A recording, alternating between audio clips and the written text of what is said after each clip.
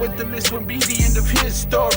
Victory over hardship, he's built for it. He killed for another chance to rewrite his story. He grabbed the pen, he wrote the script for it. He had a gift for it, something like a sixth sense. He backed his bags, man, he's in the pit sense. Had sentenced, did exactly what it was supposed to do. He swallowed pride, did what people that are sober do. Told the truth, trusted God and cleaned his mess up. They told him he kept going, be like he never even messed up. But in a couple years, the boy was blessed up. He used his story to help others who had messed up.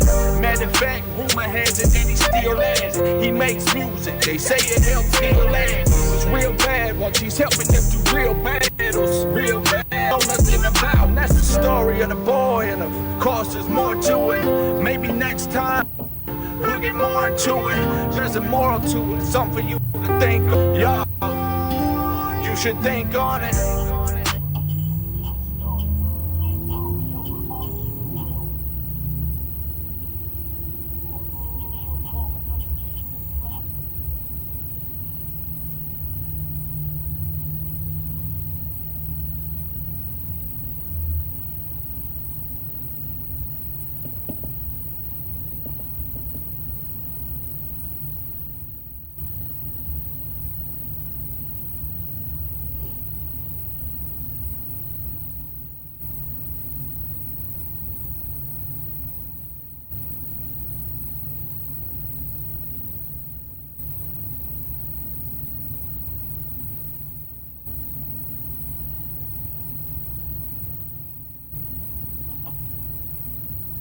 Whoop, whoop. Welcome everybody, Chuck Lowe's Country Loud and Proud. How are you doing today? Welcome to the show. Welcome my friends. Sorry I was running late. Work, gotta do it, gotta do it. Unfortunately, work is just a way I gotta live today. And I am truly grateful that I get to go to work. Whoop, whoop. Amen to that. Wow. Wow, what a day. Man, I tell you. I love life. I love the way things work out. I love the way that God blesses me in the ways He does. And I am truly grateful. Truly grateful. If you all don't know, pay attention, because life is happening all around us. And life is good. Life is good.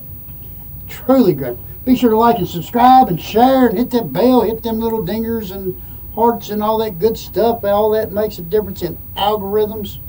I know nothing about algorithms. I really don't. But I do know that it is super awesome. And sorry, I got to turn my volume down on my phone. Everything's playing through my earphones. But anyways, here we are to do the deal. One more day clean and sober. Man, I'm loving it. What do you say, Patsy? Welcome, welcome, welcome. Pauline, welcome. Thank you for your support. I truly appreciate it. Thank you very much. Thank you very much. Yes, I'm in a good mood today. Why not, right? Because today I'm alive. Today is a good day. Every day's a good day. Even on the bad days is a good day. For real, for real. But anyways, enough about that. Let me qualify myself for the show here real quick. August the 16th, 2018 is my sobriety date. For that day, I am truly grateful. I do have a sponsor who has a sponsor who has a sponsor who has a sponsor who has a sponsor. We are sponsored up, because you know what? That's how it works. That's how it works. But anyways, when I was 10 years old, I started smoking weed, drinking alcohol, moved right along from mushrooms to LSD to cocaine to crack cocaine to methamphetamines to heroin and methamphetamines mixed. I was a 5 gram a day user, intravenous user, and for that I am not proud. I am telling you that because I am living proof that any addict can get clean and sober. Any addict can get clean and sober. If I can do it, you can do it. What do you say, Johnny? Welcome. If I can do it, anybody can do it. And I'm a true believer in that. I am. I really am. Not saying that I was that guy or any guy or anything out there. I'm just saying that yeah, it was a beast. But you know what? We have conquered. We've come through. And all to my higher power, I cannot take no credit. I cannot take no credit for that. It is all him. I tried to do it my way for 34 years. It did not work. It did not work. And so here we are, doing the deal, sharing some hope, sharing some faith, sharing some prosperity, sharing it all, let you know that it can happen for you. That's right. That's right. Anyway, sorry about being late. Like I said, I had to work late today, and that's all right. My helper tore his rotator cuff, so I guess he's going to be gone for a while. Man, I hate to hear that. And I did get my sponsor in to help me today. That was pretty cool. Coca-Cola. Here, let's do it right. We're going to do it right? Coca-Cola. My favorite, best drink in the world. I don't get paid for that. I just like Coca-Cola. Anyways, what do you say, Scott? What do you say, William? What do you say, Les? Welcome. Man, I tell you what, I got up this morning. I got up early because I knew I had to somehow get everything together, go to Louisville, pick up equipment, and get back to Melody Lake to start a job. And back on at 7:30, my phone rang, and it was somebody saying, "Hey, can you come today? I got a newborn baby, and I ain't got no heat." And I was like, "I don't know how I get there." I said, "I could probably get there tomorrow." I said, "I'll try my best to get there today."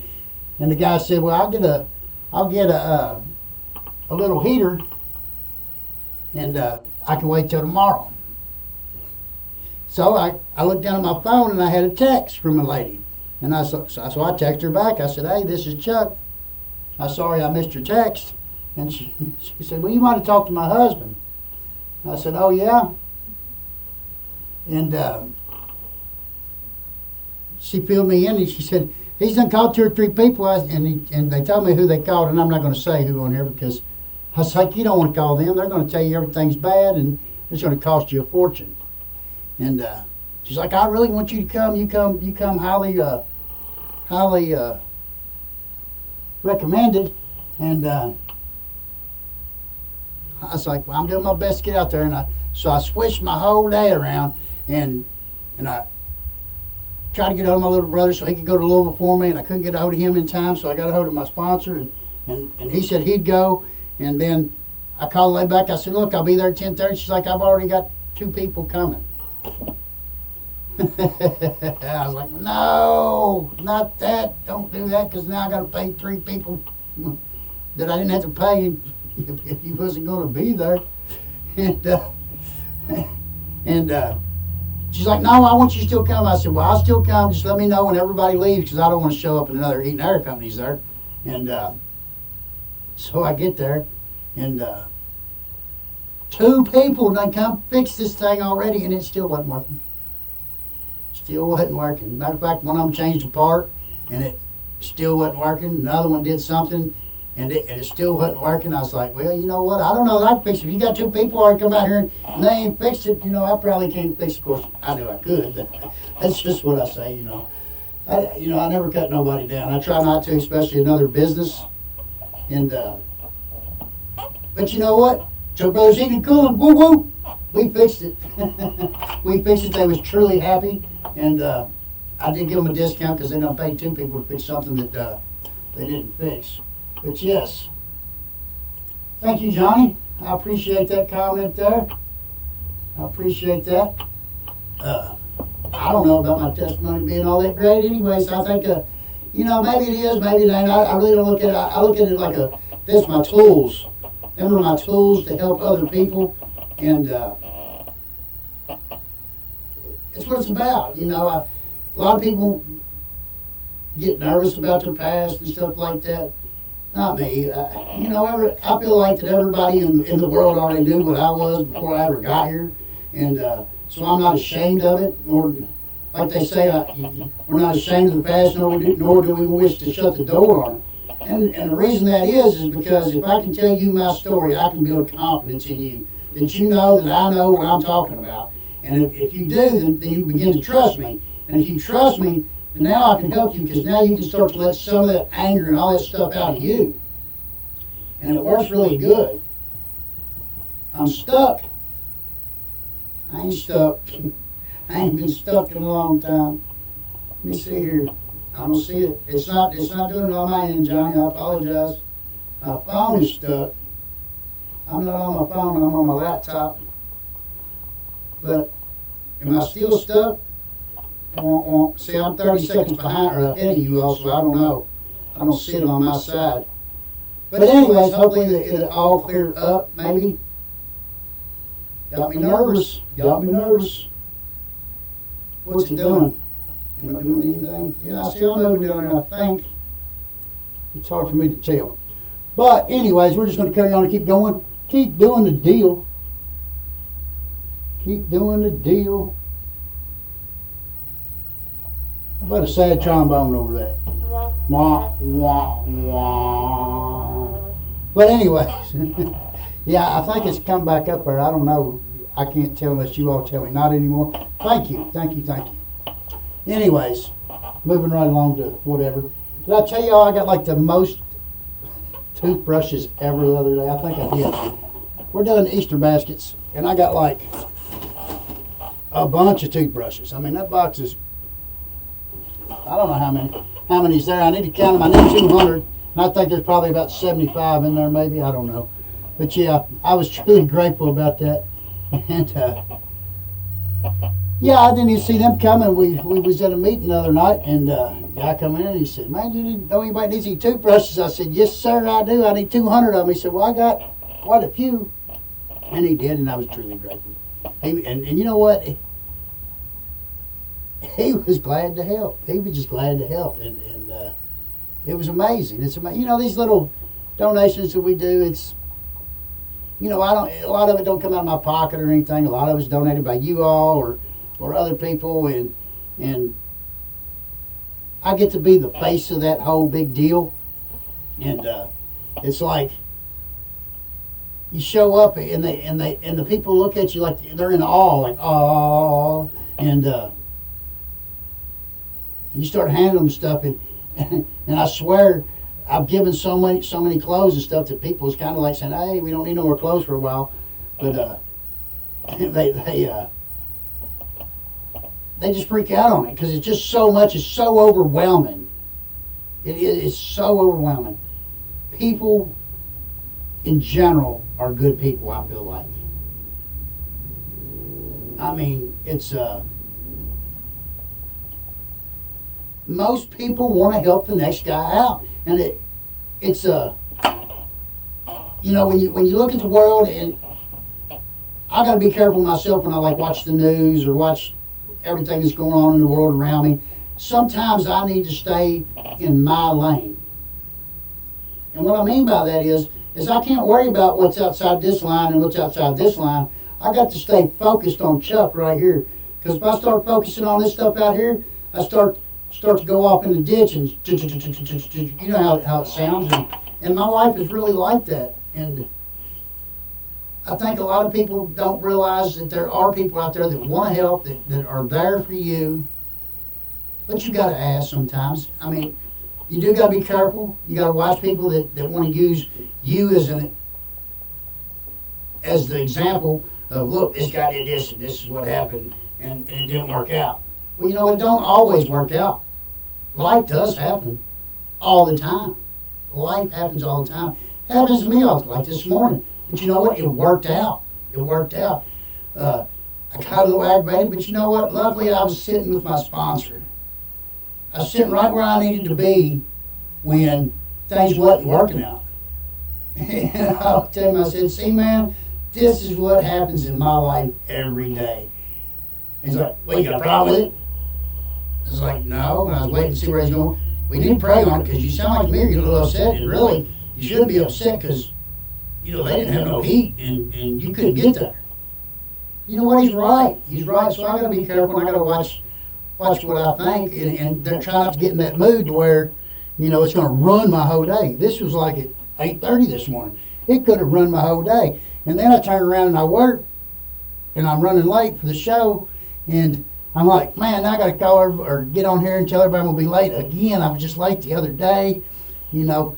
But that's the way my job is. If people are doing without heat or air conditioning, mainly heat, that's an important thing. You can't live without heat in the wintertime. You got to have it. I mean, you can. I mean, don't get me wrong. I lived out on the in the car a couple of times, and you can get by, but people need it. If they're not out there addicts like me, then I got to make sure that I can get out there and help them. You know, I'll tell you what I did. This is a funny story. It ain't really funny. It wasn't funny at the time. Let me tell you what I did. It is kind of funny. It's just kind of the way an addict thinks.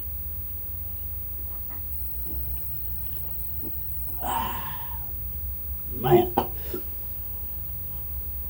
I was hurting for money, and I was dope sick as heck, and so I get this phone call, and they're like, "Hey, I need an AC unit." I didn't have the money to buy no AC unit, and I didn't have no money at all. Matter of fact, and what I did was like, I'm just going to sell mine off my house, you know, because I'm a heat and air guy. I'll get back to it. I'll do it. And I'll get back to it, and I'm a heat and air guy. I'll put it back in my house. It took me 4 years, people. 4 years to get my air conditioning and my furnace and everything back in the house. Because I sold it to get high. I think God looked at me, he's like, "Are you crazy?" Yeah, I mean, I could look at it like, look, I'm helping these people out I went out of my way. And I probably would want you to think that at that time I was like, well, I sold money out of my house to help a customer. No, I didn't. I sold it to get high. But it took me 4 years in order to get that back. It took about 9 months in sobriety to have the money to be able to put it back in. I was truly grateful at that time to be able to do that. And it's, yeah, the things you do when you're out there in the madness. I mean, who does that? I was heating with my stove and 2 electric heaters. I heated with a wood stove and all. I'm one of them guys. I swear, when I chop wood, it's like this. Turn the thermostat up. You know, that's how I chop wood, and I get cool by turning it down. And yeah, it was like 4 years. I couldn't believe it, today I'm truly grateful. Now I still got an issue with my heat and air, and it's kind of like the whole deal with the mechanic. You know, the mechanic stuff always gets fixed last, and my defrost board was bad from the start, and they had a bunch of callbacks, and I do got it, but I ain't put it on yet. My electric bill's been $500, $600. I don't even know what it's going to be this next month, and I still ain't got that board on there. I don't know, sometimes I need to take time for myself. I'll tell you another story. When I was married, I think this was like 2007. It was a real hot summer. We went about 2 months with no air, and all we needed was a fan motor.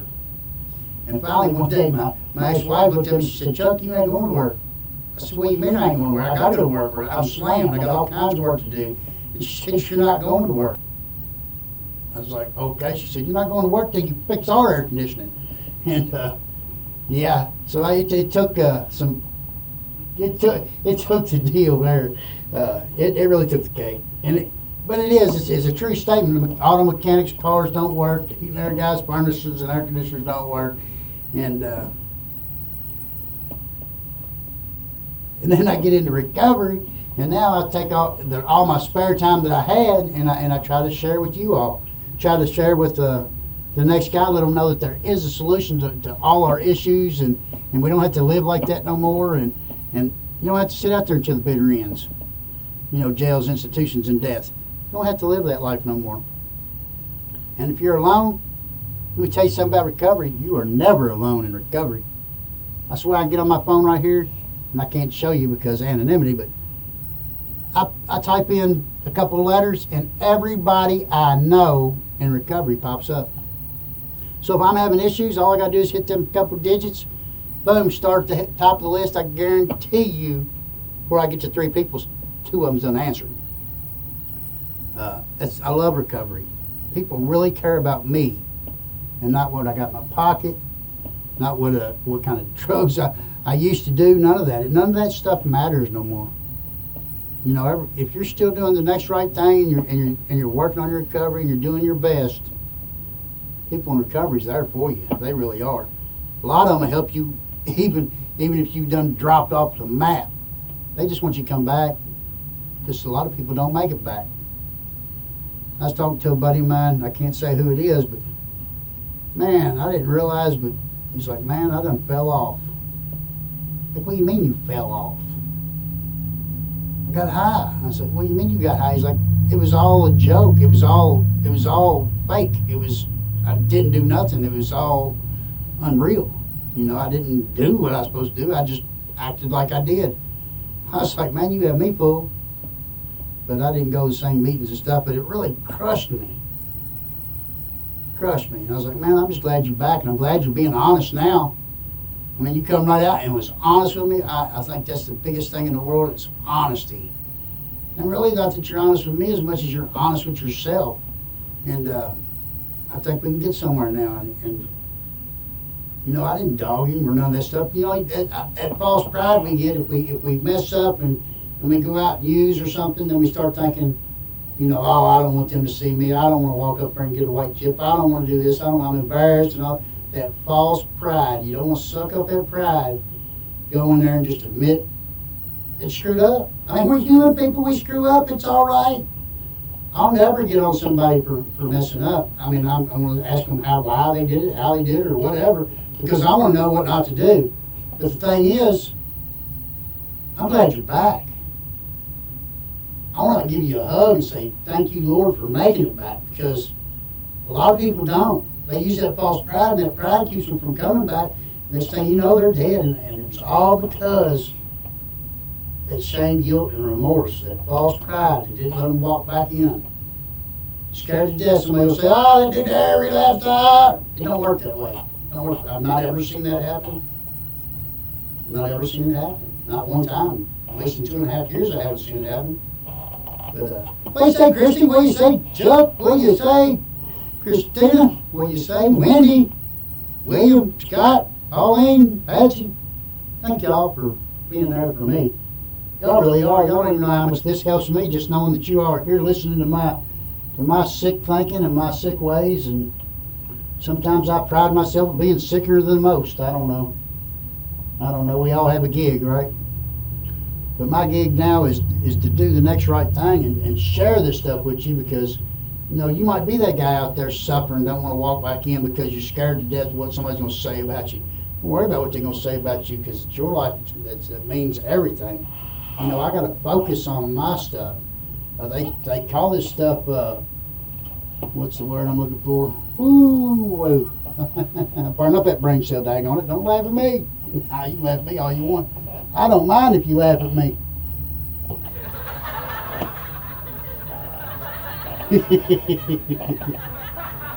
Ooh.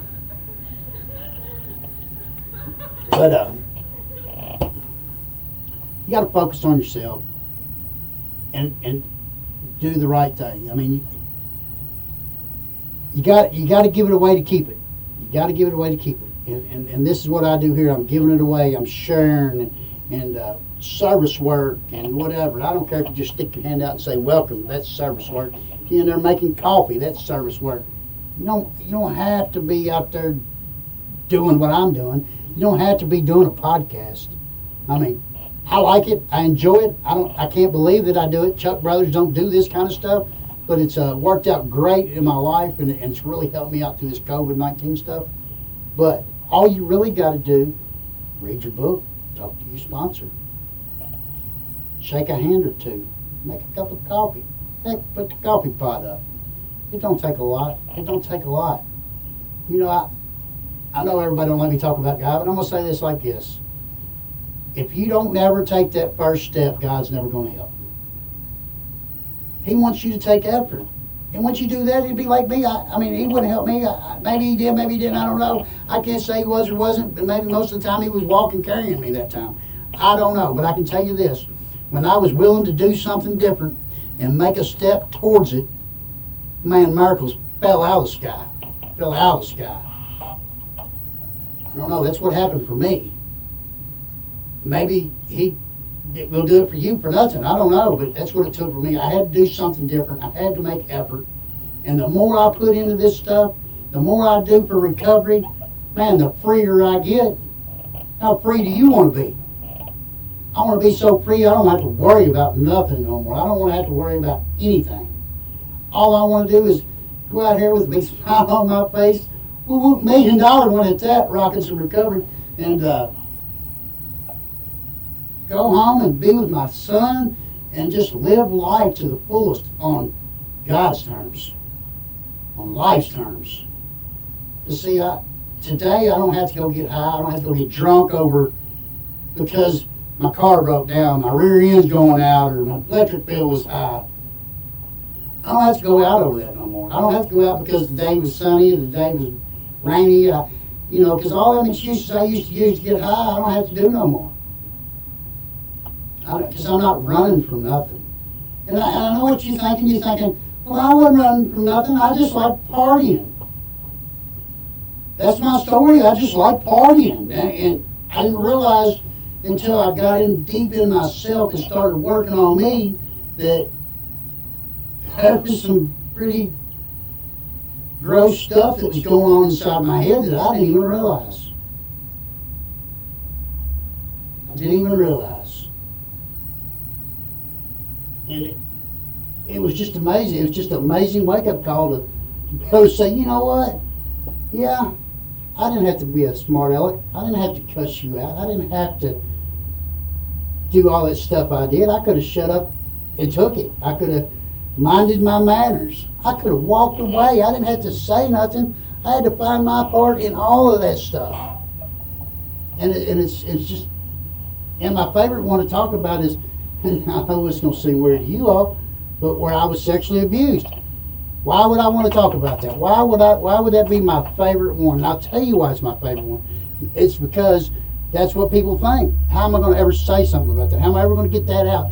Well, I'm going to tell you what my part and how my part in that was I lived with that my whole life and did not forgive myself because it wasn't my fault. I carried that pain that I shouldn't have had to carry because it wasn't my fault. I have a part in that. I really did. And I didn't have to use that stuff to be miserable. I didn't have to do that. But I did, and that's what addicts and alcoholics do. And that's why I like that as an explanation every time when it comes to finding your fault, because a lot of people say, well, I didn't have no fault. Now I was 3 years old, or I was 5 years old, or 10 years old. I didn't know no better. How's that my fault? Because you're still using it as an excuse. You're still carrying that pain. You're still thinking that, whatever. I mean, don't use that against yourself. I think that the best answer I can give to people that relapse is all that guilt, shame, remorse, and all that pain you're feeling, use that pain to get you back on that horse and kick that thing in the butt so you can get on down the trail. You know what I'm saying? Yeah, you can get all guilty and feel whatever. I mean, and I understand that. I understand that. I have seen so many guys get up and go up there and get that white chip, and I think, whoa, man, that right there took more guts that I don't even know that I got. I really don't know. I hope I don't have to feel that. But I can feel their pain as they did it. But they did it. They did it. They manned up and did it. Woo, man, that's powerful. You see somebody that's had, I remember I was at somewhere and I was listening to a lady talk, and she had like 30 years. She started crying because she did 2 pain pills. It was the most powerful thing I ever seen in my life. And that's the stuff I try to hold on to. I try to hear that stuff. And if I hear somebody say, look, it's right here in the book, man, I open my eyes and open my ears and I listen from that point on. Because that's the real stuff right there. That's where it's at. It's all in there. What do you say, Katrina, Vanessa, Daniel? Welcome, my friends. Welcome to Joke Brothers. Go be loud and proud. I know I gotta make jokes, because you know what? Recovery is not all about gloom and doom, people. Yeah, it's kind of hard there at first when you're suffering through withdrawals and all that stuff, but you know what? That goes away. I'll never forget. I told y'all, like I tell y'all every show, that I was a 5 gram a day heroin addict. I was an intravenous user. And when I quit cold turkey. I was sick. I'm telling you, I've never been so sick in my life. I don't care about COVID-19. It can't be no worse than withdrawal. And I was at a place where I could have took Suboxone. I could have took whatever and got through it without having to suffer so bad. But my whole deal is if I'm going to get sick, I'm going to get sick one time. Because if you get on Suboxone, you're going to get sick again when you come off them. I only want to get sick the one time and the one time only. Like I always say, the one time for the one time and the one time only. And that's all I wanted of it. I've done been sick enough times through my whole career of opiates that I done had enough. I had enough. And I knew if I could make it through it all the way, that I'd be all right. And I would ever touch another opiate. Well, I tell you, y'all don't even know. I tell you, man, I'm like, whoo, done with that stuff. That relapse, it won't be on that, and I'll tell you why, because I don't ever want to feel like that again. Because I laid up there in that bed and just puked and puked and puked and puked and puked and puked. I filled a garbage can up that tall 3 times in one day. Twitching and shaking and hot flashes and cold flashes. I was miserable. Hated life. I wanted to die. It was awful. But I knew if I took their Suboxones or whatever, that I was going to feel all right. I was going to feel all right. I was going to go on and do the next, do whatever. I didn't want to just go on. I just didn't. I wanted to never forget how bad I felt. I wanted to be miserable. I welcomed the pain, all of it. Ended up getting put in the hospital. 1,000 milliliter bag and right here deep in my muscle here, and then one in my back or one in my neck all at one time. 2,000 milliliters running in me. Because I was so dehydrated. And I really thought I was going to die. That was probably the closest I ever feel like that I ever come to dying or anything, was that withdrawal there. And I made it through it. 7 days later, I still didn't eat. I didn't eat for 7 days. I couldn't stomach it. Everything smelled awful.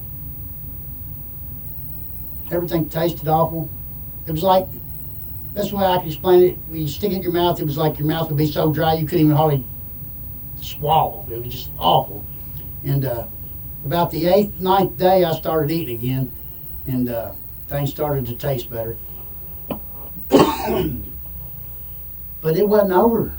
It wasn't over for me, because I've done so much for so long that I had to.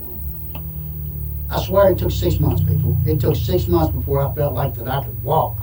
I mean, I could walk. I'm not saying that I couldn't. I'm just saying my legs felt so heavy. I was so drained from it that it was awful.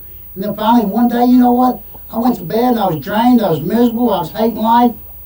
And just about couldn't hardly take it no more. And I woke up the next morning. It was like it never happened. Boom. Miracle. Sure did. I could get up, I could walk, I could whatever. My legs felt normal again. I mean, going to the bathroom, people, y'all take it for granted, man.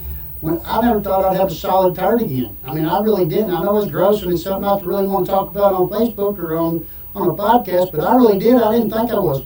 And when I finally did, I was like, thank you, Lord. Thank you, Lord.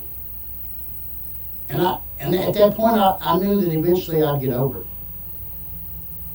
And then one day, like I said, I woke up one morning and it was gone. I had been relieved of it. And I wrote a poem about it. I can't get to it on my phone, or I would. I can, but not while we're live, about my withdrawal. And I go back and read that all the time because I don't ever want to forget what it was like. I don't ever want to forget. Now, they tell us that we shouldn't forget about our last drunk or our last use or whatever, but with me, my last one was the last 7 years. You know, it was like one One high. I got to the point that getting high was not even, I couldn't even get high no more. I really couldn't. It was like I just wanted to get normal. You know, everybody screaming at me, why you just want to go get high all the time? I wasn't getting high no more. It was a full-time job. It was worse than a full-time job. It was like a sweatshop.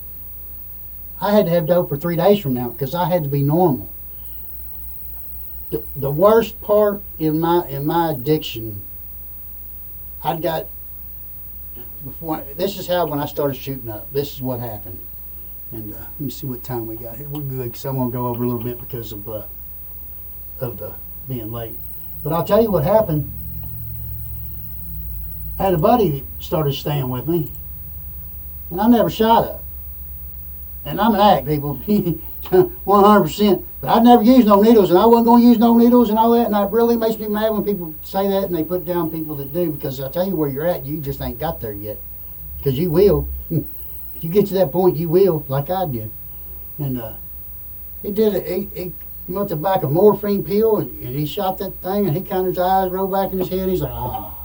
And I thought, man, I'm missing something here. And I don't know why. I don't know why. And I was like, I got to have it. And my brain just told me I had to have it. I couldn't turn it off. I couldn't shut it down. There was no way around it. I was doing it. And it's a shame. You know, first time I ever shot dope, I got hepatitis C. The very first time. And it's made havoc on my body. And but it got so bad to where I couldn't get out of bed unless he would bring me a shot of morphine in there to get me out of bed. I couldn't even get out of the bed. He'd come in there, you all right? You gonna make it? And laugh at me. And I'd be like, man. And I'd just lay my arm out like that, and he'd give me a shot of dope. And man, about 10 minutes, I was ready to go. Boom.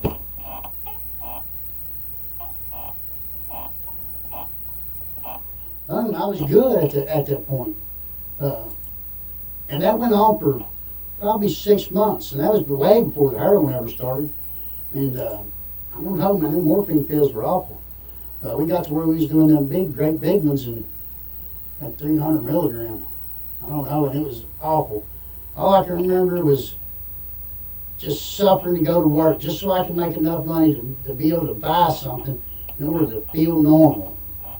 That's where it got to. I just could not, got nothing out of it. I was nothing. It just was miserable. You know, I couldn't play with my son. I can remember Stephen asked me, he's like, Dad, come play with me. I'd be like, I'm sorry, son, I can't. I'm too sick. Every day for like 4 years of his life, maybe, I don't know how many years of his life, a bunch of them, just could not even do it. I couldn't get off the couch. There's nothing worse feeling than that right there, people.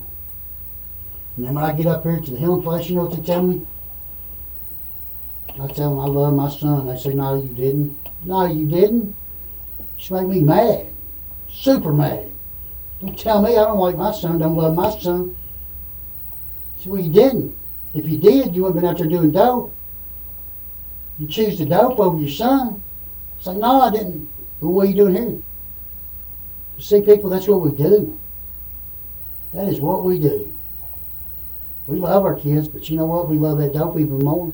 You know why? Because if we didn't, we wouldn't be taking our kids' Christmas presents back to the store to get money to do dope. We wouldn't be meeting the dope man after Christmas dinner to get dope. We wouldn't have our kids in the car when we buy dope. We wouldn't be doing dope, period. We start to put that stuff in front of him or them or her or whoever, even our families. Next thing you know, we push them so far away just because we got to do this. An all-inclusive, vicious circle.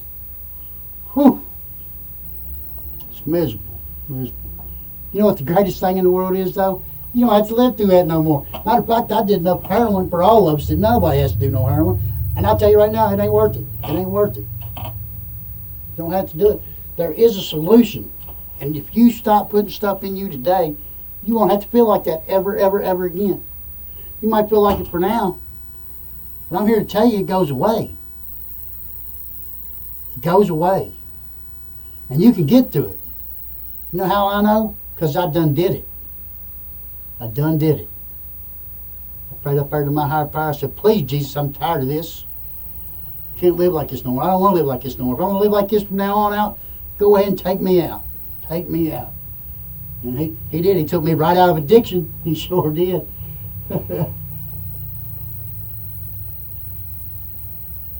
You ain't missed it yet, Mom. I come in late, so we're going to run late. I'm not going to get all emotional today and stop. That's what happened the other day. I got super emotional. I couldn't do it no more. I got to talk about my friends. But yeah, it's that all-inclusive misery, pain, all that crazy stuff. Yeah, you don't have to live like that no more, people. Don't have to live like that. You can be 100% you again. Honesty, open mind in the wilderness.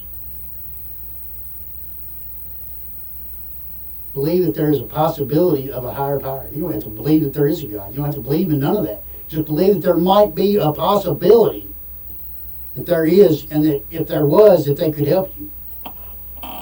Even better, you can write down a list of if there was a such thing. That's how I want you to do it. If you don't believe in God, that's fine.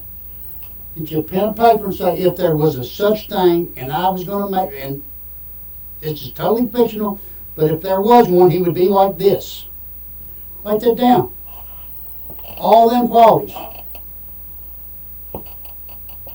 That can be your higher power, that piece of paper.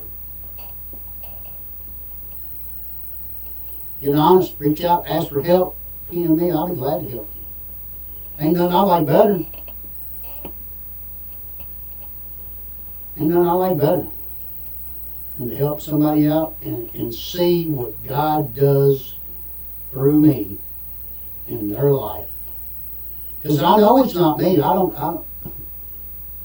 This guy right here, I'm a piece of crap. I'll tell you right now, a piece of crap. I steal, I lie, I cheat. I'm all that bad stuff. Egotistical, self-centered. I'm all that. That's what Chuck Brothers is. But in recovery, let God do His will through me. You know what? It hurts. It really does. I don't know. I sit here and I watch myself talk on the show, and I'm like, who is that guy? Who is that guy? I don't know who he is. I've never known this guy in my entire life. I talk about things that I would have never talked about. I do things for people that I would never do. So I know that there's something out there helping me do that, because Chuck Brothers is not capable of half of what I do. I can't even say I do half of what my higher power does, because I can't take no credit for it. It's not my deal, you know. People thank me all the time, and you've done so much, and you're a blessing, and all. No, I'm not. You can ask him. He'll tell you, Chuck didn't take no credit for none of that stuff, because Chuck didn't do that. You know what Chuck did? Chuck said, I've had enough. I can't do no more. Please, please, please. If there is a God out there, please help me. I reached out for help. And everything else after that, I did a little bit of work, took a few suggestions, and life is amazing, people. Even on my worst day, I'm mad at the world, cussing, hating life.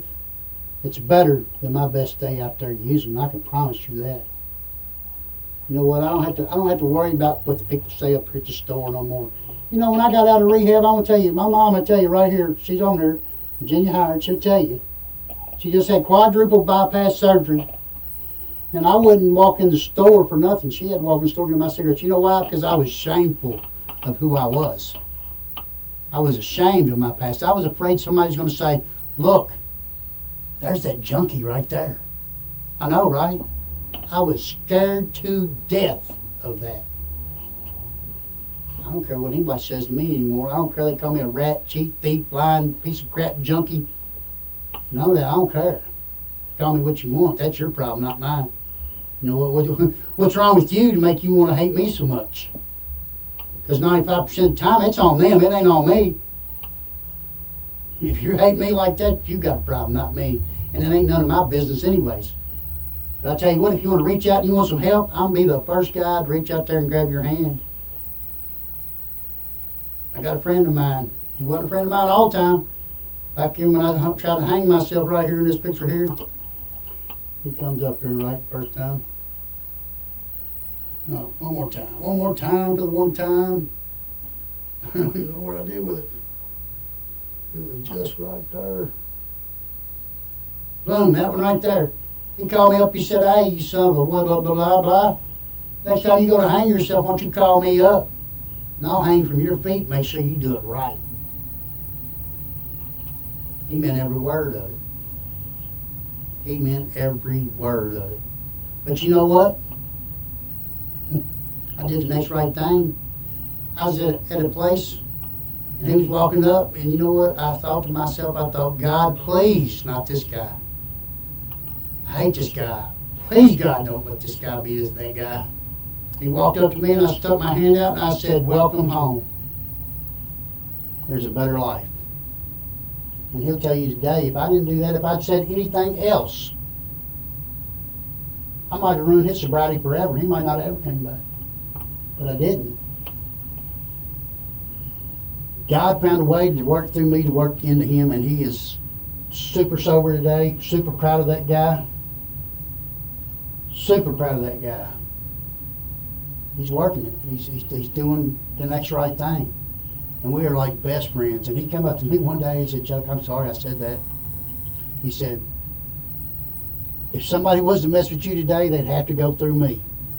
Nobody's going to mess with you, dude. I love you.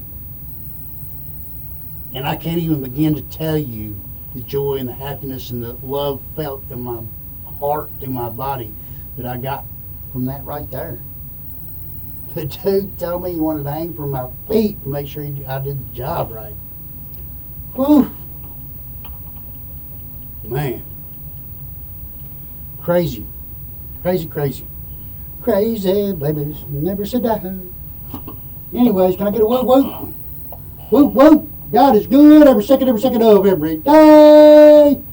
God is good all the time, people. Every second, every minute of every hour of every day of every week of every month of every year. God is good all the time. You just got to see and look for it. But see, I see it every day. I see God every day in my life. I see him in everybody else's life. But I'm looking, I'm trying to see it, I want to see it. Tells me to search and look for the face of God. And that's what I do every day. I try to look and see him in my life every day. And you can too. All you got to do is look. And if you don't believe in God, that's all right. You don't have to. But he saved my life, pulled me out of the depths of hell, of addiction, and brought me here to you all to share a message of hope. That there is a better life. There is a way out. There is a way out. You just got to want it. You got to have honesty. You got to be open-minded. You got to be willing. You got to do something different. If you keep doing what you've always done, you're always going to get what you've always got. Period. If every time I drink Coke and I get sick, every time, if I keep drinking Cokes, every time I'm going to keep getting sick. If every time I eat a ham sandwich I break out in hives, well, I guarantee you that the next 200,000 times I'm going to break out in hives. But as an addict alcoholic, that's what I do. That's the definition of insanity. You keep doing the same old thing, expecting a different result. Oh, it ain't going to do it this time. Man, it did it again. Ain't going to do it this time. Oh, man, it did it again. Man, did it again. And that was my story to a T. To a T. And I did it again. Late for work, I did it again. Borrow money, I had to do it again. I did it again, I'm sorry. Promise you I won't do it again. I did it again. And again, and again, and again, and again and again and again for 34 years. But you know what? And we wonder why people don't trust us, why people dog us, because we're addicts and all this. Well, I'll tell you why, because we keep doing it. You know, we keep doing it. My favorite thing, I used to laugh. I was in rehab, and this guy came in, he's like, man, been out of rehab for 3 weeks, and I need to go to the store, and I asked Mom to borrow the card. She said no. I'm clean, daggone, don't they see I'm doing right? Dude, you got high for how long? Got high for 15 years, and 3 weeks is going to cure that? No. I tell you, I am trusted more by my family right now than more than I ever deserved for as long as I have put them in misery. I don't deserve what I got. Because the way Chuck Brothers acted is, I don't know that I could put up with it myself. I like to say that I could deal with my son forever and ever and ever, and I'd do whatever it takes. But at what point does the camel's back break? I was lucky. My whole family's still here. They wasn't always there. I mean, they was there, but they wasn't going to help. They wasn't going to help me get to the grave. We call that love somebody to death. I love you to death. We really do that to people. We really do. When you love somebody to death, you just keep giving them money. You keep giving them whatever. You keep doing what their needs. You keep enabling. When we do that, we are loving them to death. Today, I like to love people to life. I want to tell them no. No. You need clothes? Come on over here. I got some donations. I'll give you some clothes. You're hungry? Let's go up here to the store. I'll buy you something to eat. These cigarettes? I got you a pack. We can go up here to the store and get them for you. I ain't giving them no money. Because I love them to life. If I give them money, they might not make the store. They might not make it back tomorrow. They might not make it back to life. Because I give them something that I shouldn't have. All my heart, and I enabled. I hate to use the word enable, but, you know, my family did it for a while. And they cut me off when it was time, I guess. Probably not soon enough.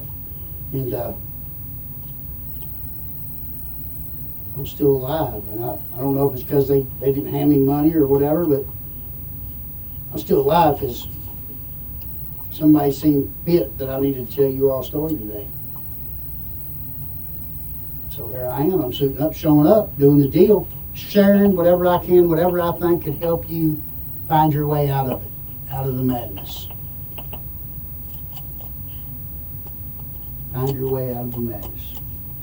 I don't care if you're agnostic, atheist, Catholic, Buddhist,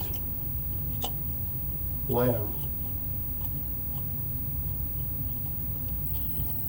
My name's your name too, that's what they say. John Jacob Jingle Hammersmith. I don't know where they come from. It just come in there. Anyways, we're going to do a commercial here real quick. How? Parents of wicked loved ones. You are not alone. Thursday nights at 6:30 to 7:30 p.m. we have a meeting at the United for Recovery office at 860 West Stephen Foster, Watertown, Kentucky, 40004. You can reach us at 502-349-3329. As for Terry, tell your friend at Chuck Brothers Recovery loud and proud. How are you doing today? You can find us on the internet at www.powgroup.org. Parents of addicted loved ones, you are not alone. Parents, friends, people out there, addicts, and you don't know how to treat your addict, call these people right here, for real. Talk to Terry. She's a good person. She's not an addict, but she knows one, and she knows how to answer your questions. PAL Group, Parents of Addicted Loved Ones, you are not alone. Be sure to like, share, subscribe, share this message with as many people as you can, because we can't help nobody if they don't know. We can't help people if they don't know. They tell me that I break my anonymity and that is wrong. Whatever. If you don't know that I'm a sick person, that I'm an addict, and I've gotten clean and sober, how are you going to know to tell somebody that's an addict that needs to get clean and sober and they don't know how? If you can't tell them that I'm an addict, well, you can go ahead and tell them I'm an addict. PM me. Find me on Facebook, Chuck Brothers. Chuck Brothers Recovery Loud and Proud. Chuck Brothers Heating and Cooling. There's always a way to get a hold of me, people. I'll answer the phone any time, any day or night. If I answer it, I'm going to talk to you. If I don't answer it, I'll call you back as soon as I wake up, get out of the meeting or whatever. But I will get back with you. I promise you. I love each and every one of y'all. I do. I do. One more commercial here. United for Recovery. Education, prevention, and support. United for Recovery. 860 West Stephen Foster, Bardstown, Kentucky, 40004. 502-348-1879. Please leave a message, and we will be right back with you. 502-510-4328. Ask for Lisa. Tell her you're a friend of Chuck Brothers Recovery Loud and Proud. How are you doing today? www.unitedforrecovery.org. Be sure to check out the resources tab. All your information about Casey's Law, rehabs, halfway houses, sober living, male, female, child, male, female, whatever. Look under the resource tab. All kinds of information. Good information. United for Recovery. Education, prevention, and support. Whoa. Thank you, Les. I appreciate that, my friend. I don't know what I do except try to stay sober, try to stay clean, and do the next right thing, and, maximum service for my fellow man and maximum service for my higher power, who I choose to be Jesus Christ. Alrighty, people. It's one of those segments I really wish people would stick around and watch, because it's the most important part of the show. These are friends of mine that are no longer here. They still have a voice.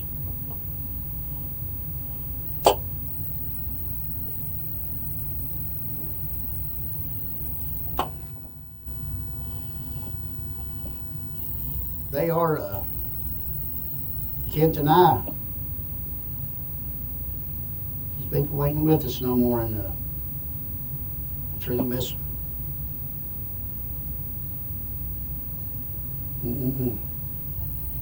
But you know what? None of them wanted to die. Drugs and alcohol are a beast. It really is.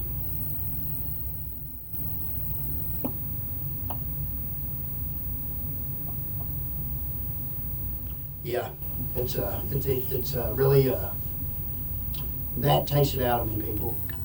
I can't even explain how what goes through my head. I tell you what, I've had the opportunity to have the Blessed Mother at my house. Had her for since Saturday, and I've had the opportunity to do the rosary several times with her, and I've had the opportunity to have my best friends that passed away from overdose there at my house.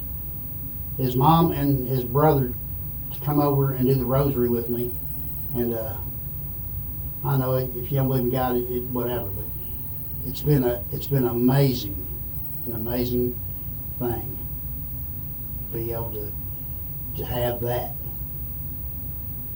It's crazy, people, crazy. Sobriety is where it's at. If you don't believe that, trust me. I hope you don't believe me. I hope you take it offense, and I hope you take such offense to it that you're going to prove me wrong by getting sober and being miserable. However you get there, I don't care. Just do it. Your family cares about you. They really do. You might not see it right now, but they do. They love you. They just don't know who you are. Just like you don't know who you are, because I didn't know who I was. Hell, I'm 2.5 years in sobriety, and I'm just now trying to scratch the dust off the bottle, you know what I'm saying? I don't know who I am. I'm learning every day. And I get to do that because of recovery. Chuck Brothers, Recovery Loud and Proud. Whoa, whoa!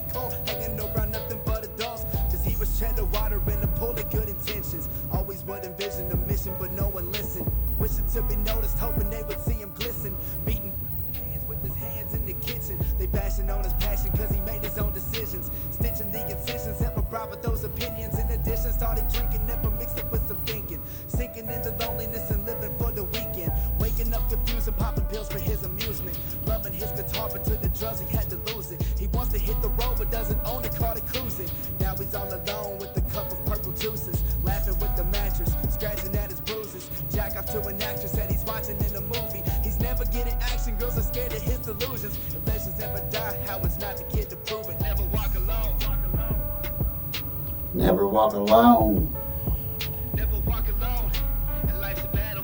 You can flee from people, but evil to travel in the shadows. Never walk alone. Never walk alone. And life's a battle. You can flee from people, but evil they travel in the shadows. His buzz was getting weaker with the more that he done. Instead of being fun, it made him apathetic and numb. He take a look into the mirror and hated what he become. A fucking bum, thought the world be better off when he's gone. Plan to take so many drugs that he may never wake up. But he done spent his last $30 on Xanax and rum. He called his grandma up and said, I need some money for dress clothes. I got a job, ma, I can't follow the dress code. See, he already knows that he won't last till tomorrow. He don't give a fuck about the cash that he borrows. She told him she'd be over around 8:30 or 9. It was 1 o'clock and he was too impatient to die. Ravaging through all the stuff for anything he could find. Trying to find something that could take the pain before 9. Then she called him back and told him that she had a surprise. He didn't know if he could wait, but just said, fuck it, I'll try. We never walk alone. Never walk alone. And life's a battle. You can flee from people, but evil to travel in the shadows. Never walk alone. Never walk alone. And life's a battle. You can flee from people, but evil they travel in the shadows. At 8:45, 2 cars pulled into his drive. He's on the car, but another car behind. She said, I'm proud of you, and good jobs are harder to find. But if you're gonna work, then we gotta get you a ride. Look, I bought this car for you from your Uncle Jack. We wanna see you succeed, don't gotta pay me back. It's got a lot of miles, but it's been maintained. I just wanna see you happy, it's never too late to change things. And here's your $50, I hope it's enough.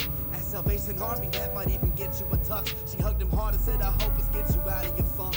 And I brought you some groceries in the back of the trunk. Then he broke down and told her what he's planning to do. He said, I didn't get the job, ma, I wish it was true. You'll never win the battle cause the demons are strong.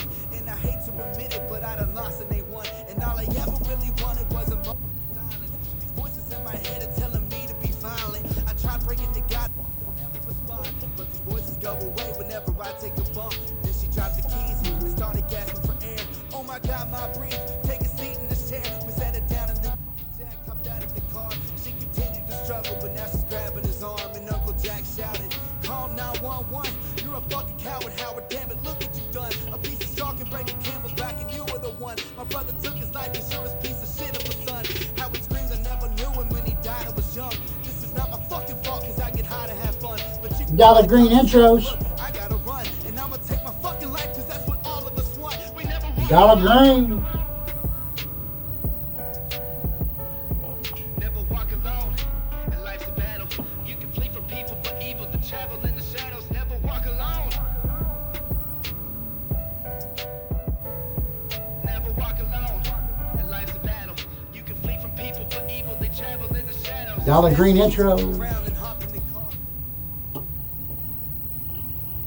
Dear Heavenly Father, I reach out and pray to you for the sick world that we live in. I pray for the sick and still suffering everywhere. I pray for the COVID-19 to go away. I pray that you reach down with your healing hands and touch this planet and every soul on it. Hear our prayer and let us be forgiven again and again and again. Oh Lord, I know that we have done everything to to laugh at you and deny you and blasphemy and pretty much spit in your face for everything you have done for us, and we do not appreciate nothing as a human race. I want to pray for everybody that they can wake up and see that you are there. I want to pray that you reach down and let them know that you're there. Please, Lord, I know that this is a big question or big everything. I mean, I want everybody to be okay. I want everybody to love each other, help each other out. I mean, that's where we're at. We don't know how to help each other. We just want to downgrade people in greed and hatred. And there's just such a better way to live, Lord, and it's through you. And I pray in the name of your Son, Jesus Christ, who you let die on a cross for us. I mean, the pain that you had to go through, I can't even imagine. I don't know that I could even do it. But I know one thing you did, and you did it so we could be saved. And please, Lord, I pray in the name of your Son that you reach down here and heal this earth and heal the hearts and souls. I know you don't want slaves, Lord, but hey, I'll take it. Snap your fingers and say, follow me, whatever. I just want to follow your grace and do your deal and do your will, Lord. And I want to thank you for every day you keep me sober, every day that you keep me from taking a drink or drug, every day that you reach down here and you fill my heart with joy. Thank you, Lord. Please share this with the rest of the world, whether they deserve it or not. Let them know that you are there. I pray in your name, Lord. Please, Lord, help us conquer this evil, whatever's over top, this gloom and doom that's over top our planet right now. Please, Lord, I pray in your name, in your Son's name, Jesus Christ, that you hear this prayer. Amen. Chuck Brothers, covered by the proud. Whoop, whoop.